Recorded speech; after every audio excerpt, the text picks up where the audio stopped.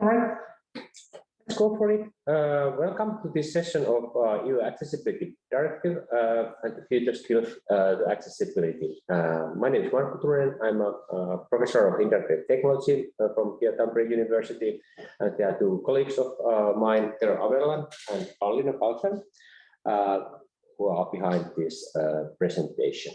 Most of it will be given actually by Tero, who is an expert on legislative matters of accessibility. But let's go for the presentation.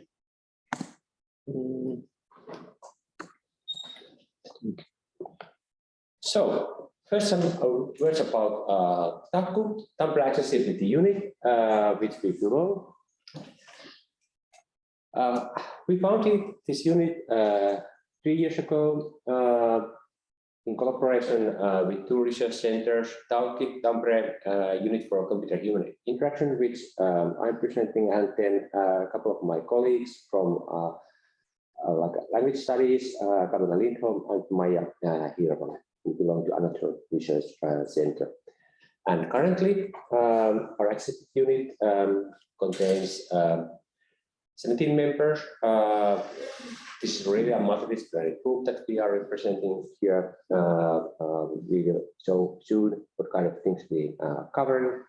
We have been arranging quite many accessibility-related events, and especially education. We have something called Accessibility in Digital Society, collection of courses, and we also start a new master's degree track or program in 202 form, and there will be application period starting later on this year. So if you are interested in accessibility-related matters, stay tuned on that.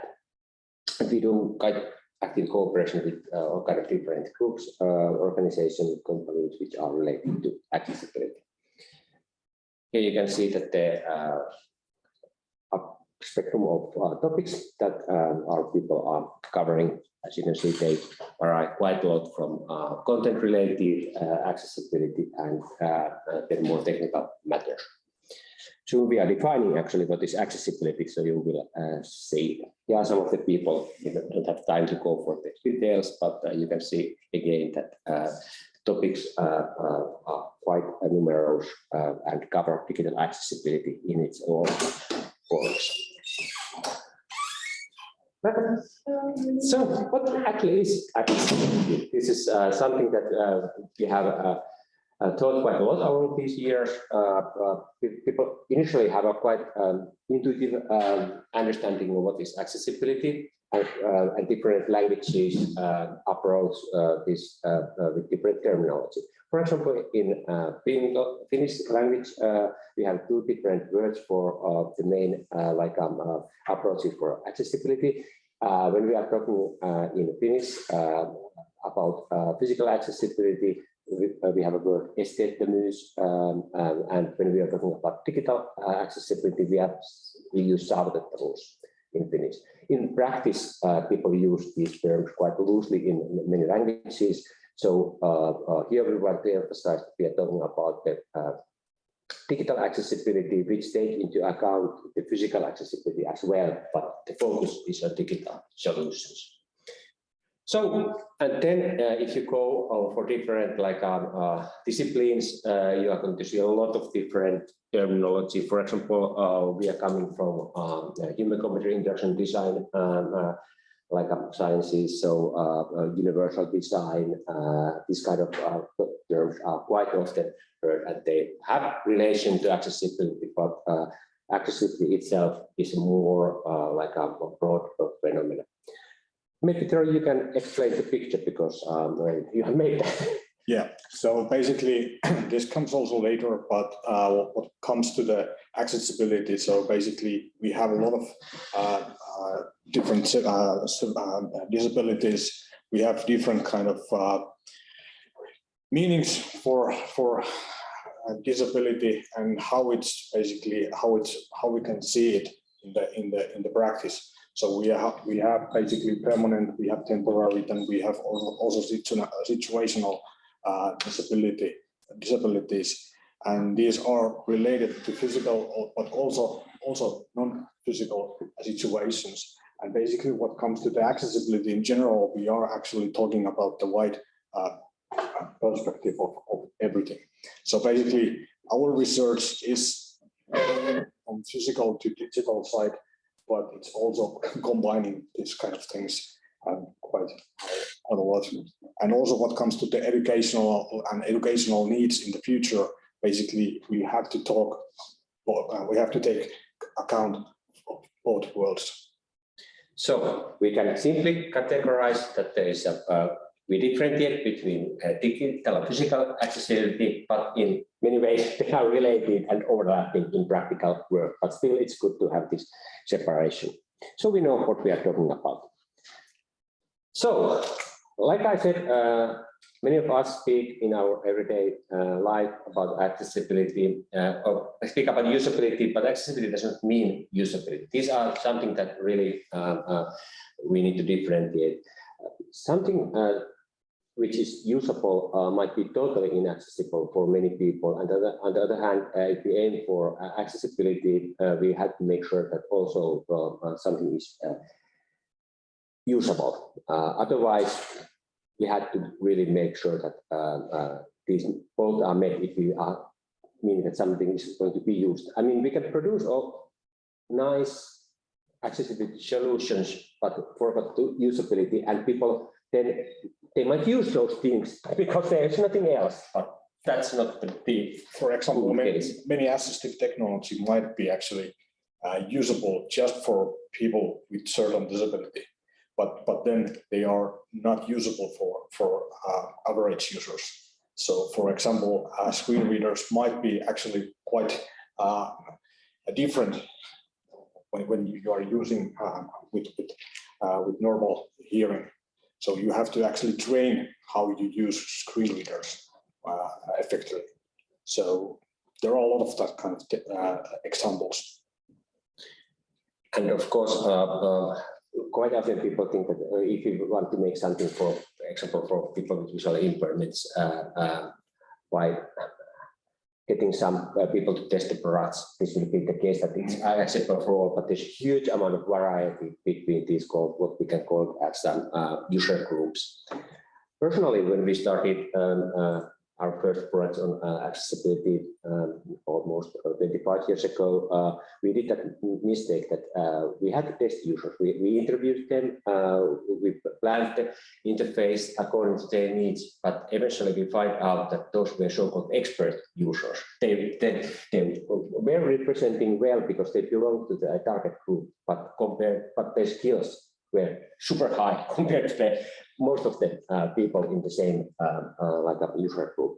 So that's the typical mistake people often make when they have a user-centric approach, that they don't see what is the big picture, and also because many people who are active, they are experts as well. So that goes hand in hand. These are very practical things. So and it's almost impossible to get so-called good representation of any, like let's say, about visually impaired people, because there's so much variation. That's the challenge, and we had to make sacrifices, or let's say balance the things that we are doing in that sense. But yeah, usability is essential for making technology work for everyone. That's like the basic case, but accessibility addresses aspects that concern discrimination, inequality, etc. And we are talking about social inclusion. That's the societal sustainability aspect of what we are aiming for. Yeah, and what comes to accessibility in general, it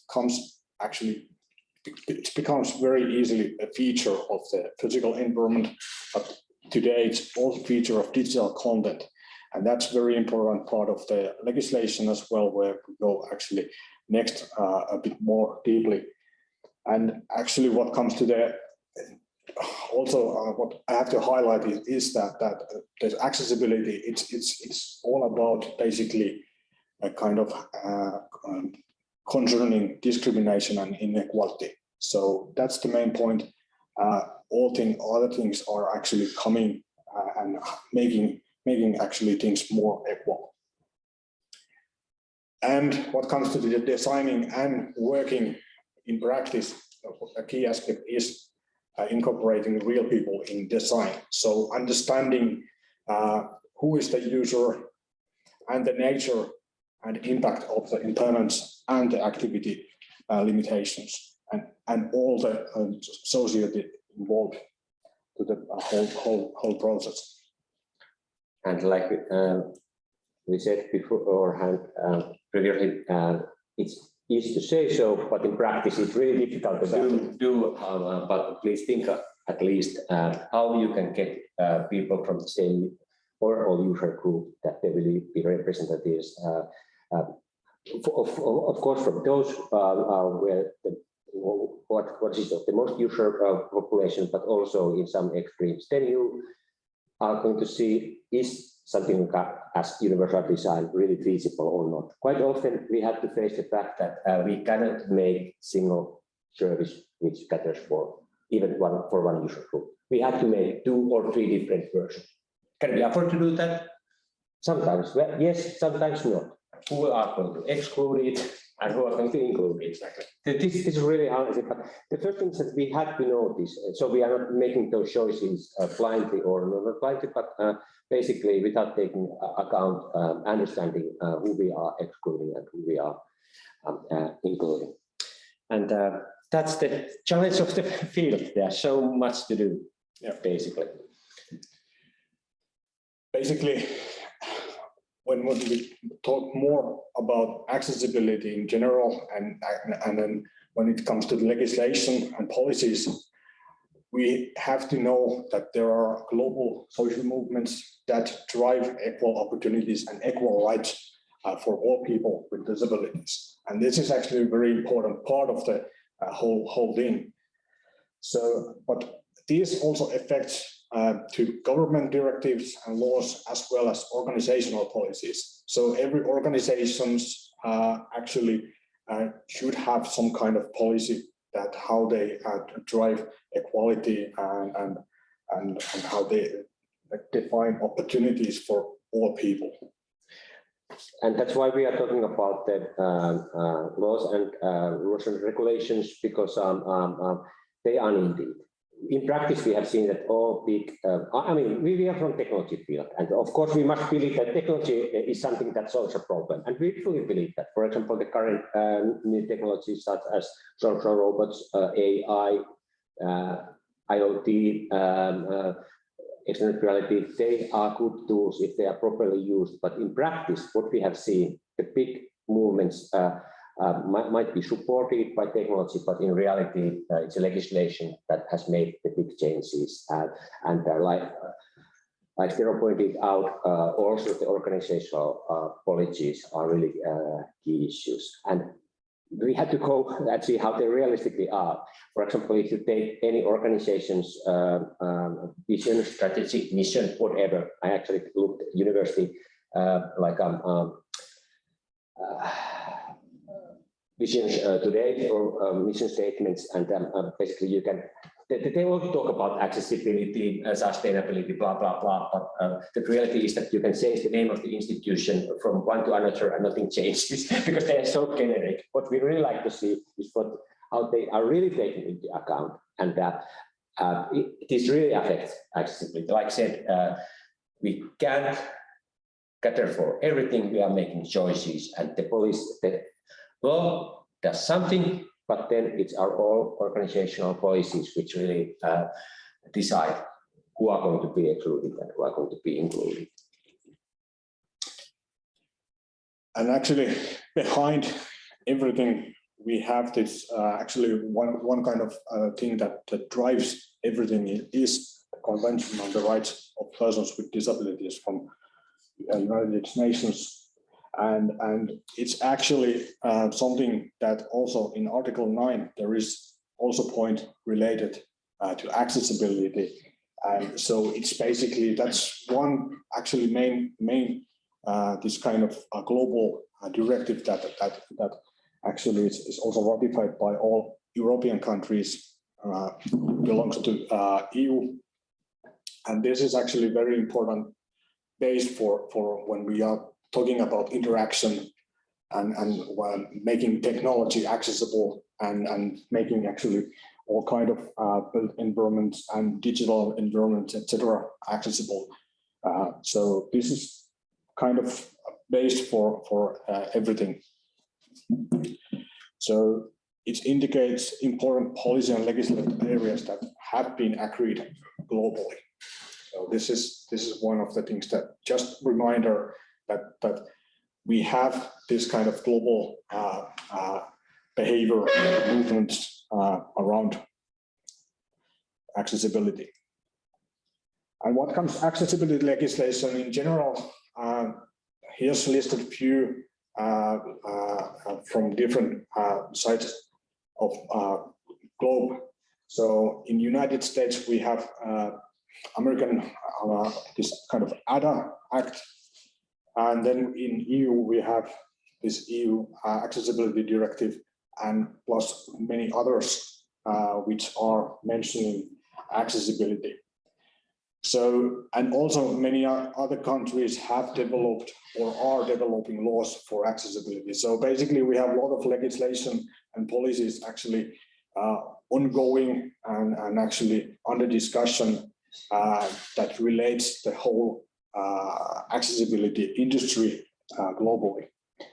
And one thing that I like to say that it's not only the accessibility legislations, but all other legislation that might prevent or support some technology use. For example, in the field of automation, we all know that now it's the heavy digitalization in traditional industry has been gone quite far, and one of the things that prevent, for example, more use of semi-automatic or automatic machinery, which might help, again, for example, accessibility, is not taking place because of the quite old-fashioned laws. We can define the old-fashioned, but basically they can prevent.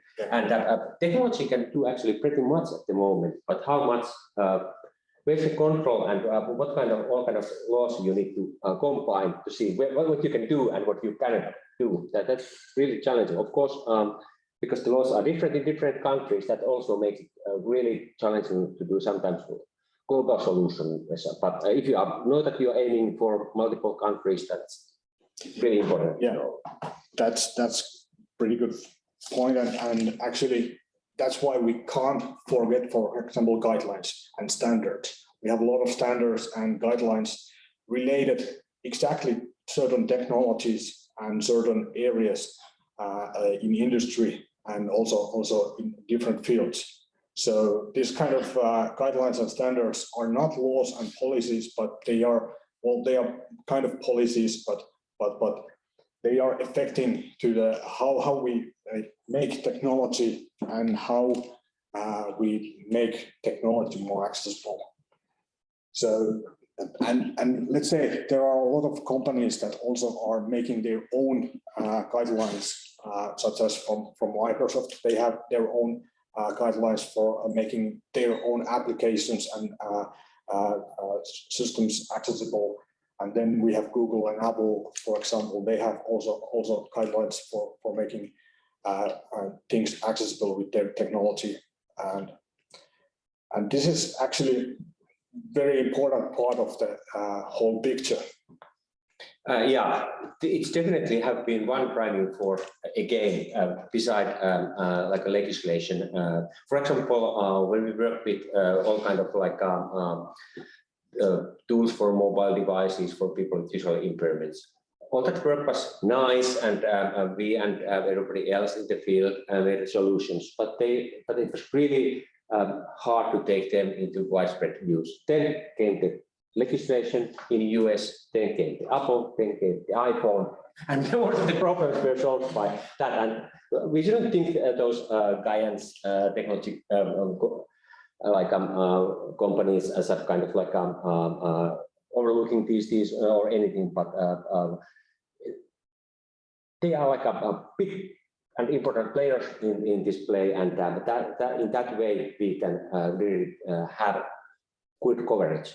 Because the problem of assistive technology in particular has been always that the solutions don't fly. It's really hard to make them for commercial use or commercially viable if you don't have an ecosystem in which to work. So in that sense, it's really important to take those guidelines, regardless where they come, into account and try to do those. It also affects the usability because you can easily, like I said, if you develop the wheel again and do your own specific solution, it most probably affects the usability as well because people have used to certain standards and guidelines. I have to say that we are pretty much, I think we are pretty much now we are in the current, in that situation that we are actually quite lucky that the players are interested about accessibility and they are heavily influencing, for example, web content accessibility guidelines, which is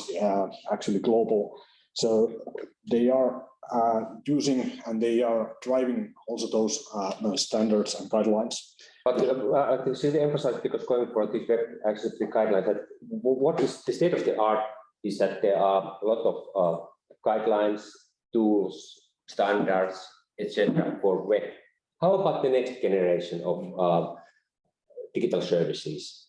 If you, for example, Paulina is studying games, and that's only recently got some attention, and how about virtual reality? Some people say that it will help to make our digital world more accessible. That's not true. Actually, virtual reality at the moment is really not accessible for a lot of people. And for web technologies, Tero is going to have a good explanation of how things can be done, but how about the next generation of digital services? We have to address that as well. That's a very good point, and actually, this web content accessibility guidelines actually, and well, now we are they're scheduled to be finalized during this year actually, but the EuroDIG 3 is actually covering some points what comes to the for example VR and different other methods. So there is this kind of ongoing process with this guidelines. So, but yeah, so but this is still what comes to content. This is actually one of the standards that actually kind of defines also part of the legislation. And when we are talking about legislation, we are actually referring many times to this web content accessibility guidelines. So that's why it's mentioned here. And this is foundation for most international accessibility legislations as well. Although it's not an introduction to accessibility, or it's not a set of laws that can be enforced, but it's still the points what we expect, what is a kind of accessible content. It's in that we can read that from those guidelines, and also we can define certain success criteria which are pretty good. So that's actually that's why it's basically this is kind of a very important part of everything what comes to the legislation as well. But it's evolving, and so basically, and we need also work with this web content accessibility guidelines and monitoring and kind of so that everything in web can be accessible. A lot of work needs to be done with this as well. But luckily we have these kind of standards because we don't want to make the same mistake that we did 25 and more 30 years ago. I'm old enough to remember how beautiful the bird of the web was. Actually, it was accessible, but then people started to misuse HTML and do things wrongly, and now we have to find. And now we are actually defining it. Yeah. So but this is kind of we are coming back to the let's say old days in that sense that making things accessible and not simpler but more accessible, that actually covers a lot of things. But this is what content accessibility guidelines is based for many accessibility legislations, and that's why it's very important to know what it's all about and why it's there. By the way, one thing I have to mention, which is stands on those slides as well, is that this 2.0 is actually it's ISO standard. So, for example, our EU Web Content Directive is referring to that standard, and so it's based on that. And again, it's also ratified many countries, and also for example, in Finland, we have this our own law of providing digital services that executes Web Accessibility Directive. So this means that all public sector websites and mobile applications must be accessible. And I have to remind that it covers mobile applications today. So everything what you can see on your mobile phone should be accessible.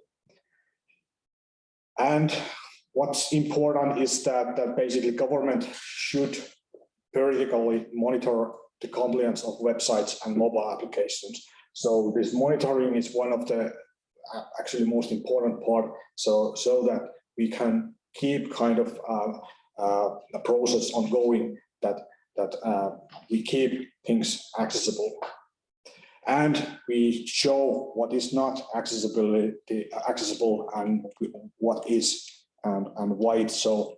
There might be some exceptions. So that's I think it's actually most important part is that we have kind of knowledge, and we actually show everybody that, okay, this is accessibility for us, and this is how we can go to that, and how we can make things accessible. Kind of a statement. So actually, I'm talking about basically a statement, accessibility statement that is required in the law, that every website should have this kind of web accessibility statement that says that this site covers these requirements and is not. But yeah, it's kind of actually first official, let's say, technology related law, I think, in Finland that really takes account digital services. So all feels that everyone knows all accessibility regulations. Any thoughts? How does accessibility regulation affect? I mean, where you doing? Okay. Thank you. Tampere University and EuroDIG host. Thank you for clarifying the terms of our presentation. That's something I've always wondered. Accessibility seems nice. It seems like a wide term. Yeah. And then in Finnish we talk about esteettömyys and saavutettavuus. What about it in Finnish? What would you recommend? Can we continue using them both, or could we have like one term as accessibility? We have been discussing this quite heavily, and one conclusion, at least I'm always saying that fyysinen esteettömyys, digitaalinen saavutettavuus, double confirming what I'm talking about, especially if I have an assumption that people are not very familiar with accessibility. Just to avoid that, when I'm talking about digital services, they think of how certain places accessible with a wheelchair or something like that. Because this happens quite often, that people they might have a same mindset or not, but double confirming might be one idea. Yeah, mostly there is same mindset, but still, this is really confusing. And what also comes to legislation. We use esteettömyys there. This new directive is esteettömyys directive in Finnish. So, and then we have this Accessibility Directive, which means this digital content accessibility. So in that sense, legislation actually covers quite nicely that and use those both terms. But when it comes to this new EU directive, it's basically, then we have to actually have more discussion what kind of terminology we are using more widely. And this is actually very country related, and we have also similar issues and similar discussions related to other languages as well. How is the, for example, if you go for virtual reality, what is actually physical accessibility separation from the philosophical questions? Yeah. Thank you. Another question. Yep. Would be creating a new website, and you'd be not so familiar with all these EU directives and so on, but you like to have your website accessible. We talked about all these guidelines and so on. But it seems like a very complex network. Would you have like some basic advice for somebody starting from scratch with accessibility of web services? A website you could look at, or people you could contact, or what would you advise? There's a page called Accessibility Directive in Finnish. So that's where you should start. That's official website related to this law and legislation.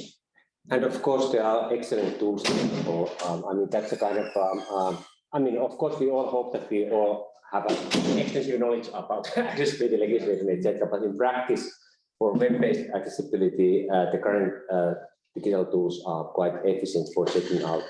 The problem, of course, is that, and what we want to emphasize in our own work is that those people who build services, not just web pages, they will build the services so that they are accessible. For example, if you think of, let's say, university web pages, they actually not, the whole service is not offered by university. We have outsourced many things, and usually at this point, many digital services, they consist of multiple layers. And we, for example, if you make a course web pages or research group web pages, if you even want to make that accessible, it might be that we can only touch the uppermost layer. And actually, if the problem is somewhere deep in this layered architecture, it might be a long chain. You had to convince a lot of people that you must make this change. Who pays it? So that then the whole service becomes accessible. And that's the problem at the moment, because I think there are very few companies or organizations who do everything themselves. You know, host services, have made the different layers. Instead, we combine things from here and there, and that's why it's so complex to fix these later on. So we want to convince that those people who build any layer in any digital service take this into account. Then we, as end users, can focus, for example, to use the tools. This is actually related also when we are actually applying this Accessibility Act, for example.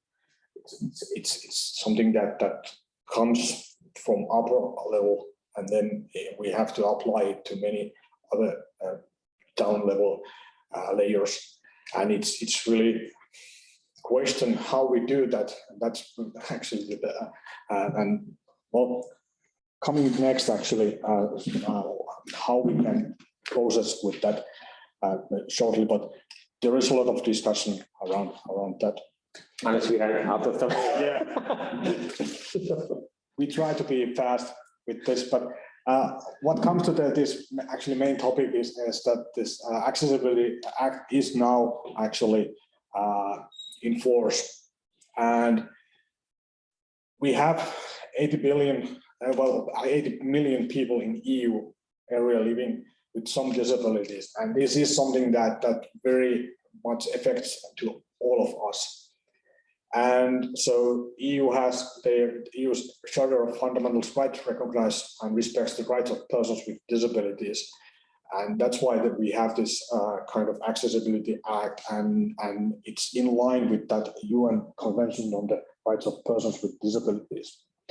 But the main point here is that it improves the functioning of the internal market for accessible products and services. So trying to remove barriers created by divergent rules in EU countries, so that we have similar ways to handle accessibility in certain products in each country. So this is the main will. So this covers products and services that have been identified as being most important for persons with disabilities. But so that's the key. Here are some covered products and services, and highlighted there are some parts that are actually quite general. For example, operating systems. We have operating systems everywhere. We have in every device we have different operating systems. We use operating systems every time when we use something, some device. So how it's understood and how it's basically applied, it's kind of still open in some laws, and that's one example. We have payment terminals and certain self-service terminals, service terminals. And terminal is actually also a bit tricky term, because how you understand self-service terminal in certain situations. For example, is it robot? It can be also robot. It can be yeah, in many cases. So and then we have also operating systems, and then we have UIs, and then we have digital content also on those self-service terminals. So this is actually, it's not so simple that we define certain products. But yeah, we have a list of products that are covering and should be covered by this legislation, but it still requires quite a lot of discussion.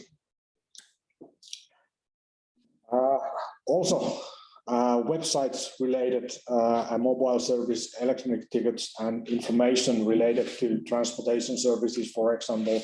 There are also interesting points related to what is local service. And so this is where we live, actually. We live in a world where we have this built environment and digital environment. This is also related to that terminology thing, so that we have esteettömyys and saavutettavuus in Finnish, for example. So basically, this legislation and this Accessibility Act covers all kind of accessibility related to these both worlds, and products are kind of visible for both sides as well. So we have to support two-way accessibility somehow, and actually every time when we make some content to people, there are different requirements, and what's interesting is that basically, for example, countries may decide to require compliance with the built environment. So they have power to decide, make decisions and how it's regulated. There are a lot of things related to manufacturers and also product importers. A lot of requirements. But what's important is to understand that there are different regulatory practices, which means that this EU directive is not a law. So it means that it might be different in certain other countries. So this is something that it might be understood differently. We have a lot of examples related to, for example, audiovisual media directive and others. So this is something that we have to also deal with. when we are talking about this directive. In Finland, we have this law on access, act on accessibility requirements of certain products, and this is the certain products. What it covers is kind of interesting wording. So it's also in Finnish it's eräiden tuotteiden, so which means certain products, and it affects to many laws, many acts in what we have had previously. So this is something that we need to also understand, that it affects to many parts. It's not just a single law that we follow. It relates to actually everything we have in our legislation somehow.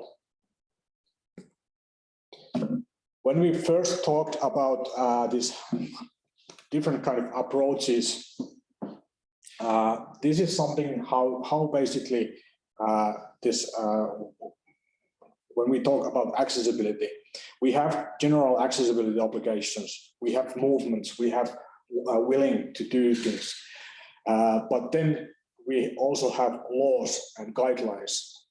Then we have to go, when we make accessible products and services, then we go more detailed standards and guidelines that are provided by certain companies, for example, and certain other parties. I guess we have 3 minutes for discussion and questions. We can summarize this one. Yeah. So basically, technology has a significant opportunity to support accessibility. We truly believe, for example, if we now manage to use AI, it can be a really big player. For example, instead of transforming something into other format. For example, if you have visual material, transforming that into non-visual format is really difficult. But instead, if we let the AI to generate the different forms based on the same set of concepts, then we can really have a big effect. And there are a lot of, this means that we had to raise the level of abstraction from tools up to the processes. And that's really important to understand that all of these, we can think that I make this accessible, but the whole process should be accessible. And that's the bottleneck sometimes. We don't, we can't produce something that is not part of the people's daily behavior. They must be a part of that process. And we have to raise the level of abstraction. We are doing well with the, for example, the web accessibility tools. They are done. Now aim for a higher, that's the key thing.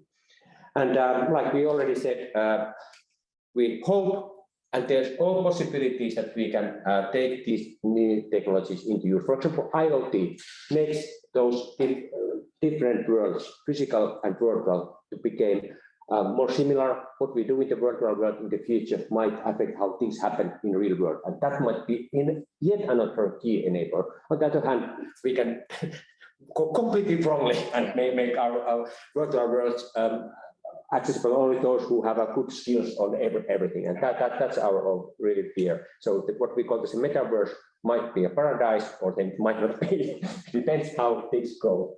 I mean, being here for quite long, I think it's the same as with the web.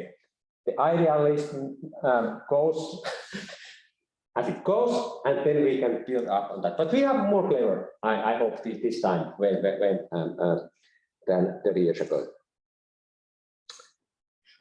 Yeah, let's hope. Let's hope. And well, it's also about attitude. So accessibility, what comes to accessibility, it's all about attitude as well. So when we want to do things accessible, then we have to decide that all organizations and all are actually following different kind of accessibility guidance and rules and etc. and discussing about it. Guidelines and rules are not certain, and they are just guidelines. They are not direct rules that, okay, you do this and this is accessible, but they are kind of ways how it's possible to make things accessible.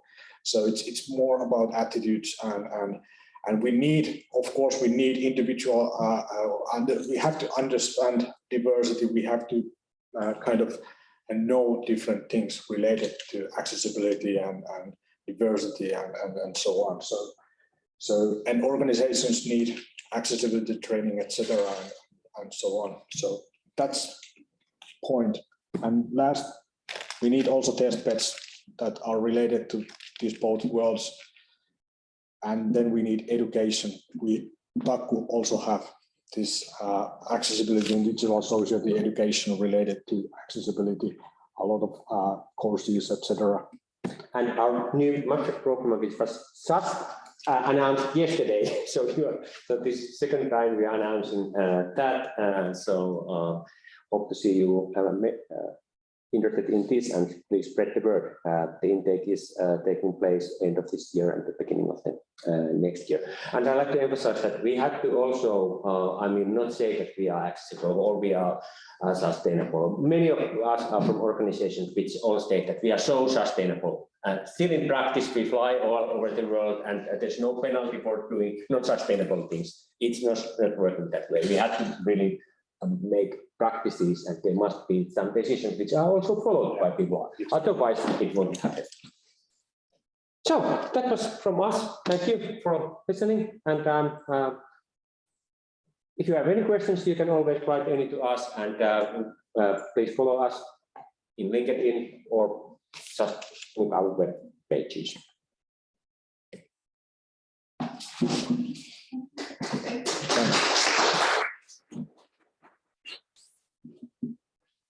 Oh, sorry, there is a question. Yep.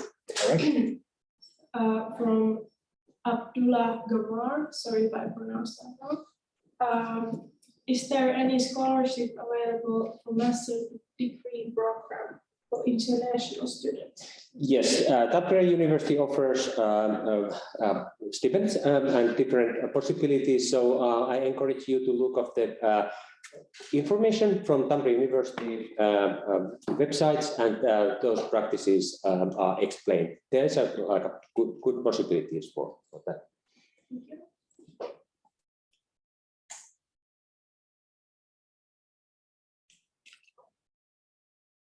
Well, there we are. Probably done. Thanks. Thanks.